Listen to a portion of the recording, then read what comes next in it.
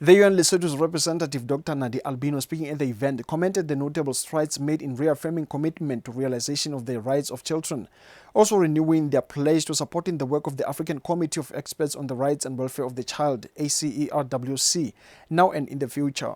She also highlighted the importance of the inclusion of the discussions during the session. For including as part of their agenda the review of the draft general comments on the measures countries have taken in the implementation of the African Charter on the Rights and Welfare of the Child and on the strengthening of systems. UN agencies continue to work with state parties to strengthen a systems approach to child protection. And rather than treat each child's safety and concern in isolation, the systems approach provides a holistic view of child protection concerns that engages the full range of actors required to fully promote and protect children's rights. Dr. Albino said the session helps countries to strengthen their campaigns in protecting children.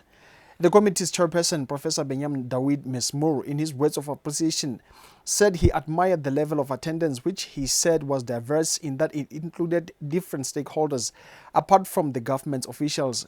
He said that events of this nature help improve their work. These dialogues assist in exchange of ideas, in exchange of good practices, and have the potential to improve the lived reality of children on the ground, particularly through the concluding observations that the committee issues that we hope will be given the due attention that they deserve by all stakeholders.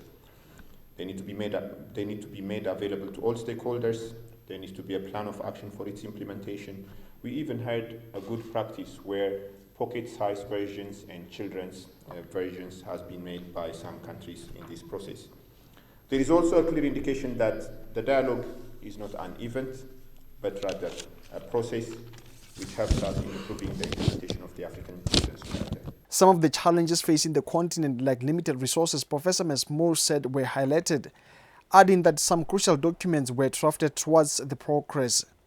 The Right Honourable the Prime Minister, Dr. Bakaita Mosisili, appreciated the committee's decision to hold the session for the very first time in Lesotho, saying it is also an opportunity to assess the possibility that she could host the committee's secretariat office. He said it is also in line with the current government's mandate. Gesture was in line with the letter and spirit of our coalition agreement, namely, and I quote, to place greater focus on consultation and citizen participation, end of quote. We acknowledge the sterling leadership and work that the African Union is doing in promoting the rights and welfare of our children. Lesotho, he said, is battling with HIV, AIDS and TB scourge, which hits hard on children. Dr. Mosisili presented his government's priorities, saying he desires that the coming one will continue with the fight. It is my hope and prayer that the next government will take the baton and run with it in the matter of addressing these challenges to improve the quality of life of our children and to ensure respect for their basic human rights. Lesotho has applied to host the office of the committee. Rapizo, LTV News, Maseru.